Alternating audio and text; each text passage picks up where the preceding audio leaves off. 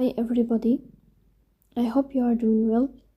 Today we will talk about how to fix or how to solve the problem of too many attempts to try again later on Google Meet. We click on settings. Here we go to apps, default apps, app settings. On above here you will search about Google Meet. Then we click on first stop and we click OK. Here you will enter to storage. Then we click on clear cache.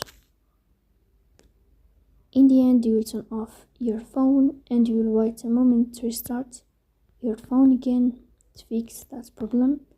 So please don't forget to support us by like and subscribe. See you next time.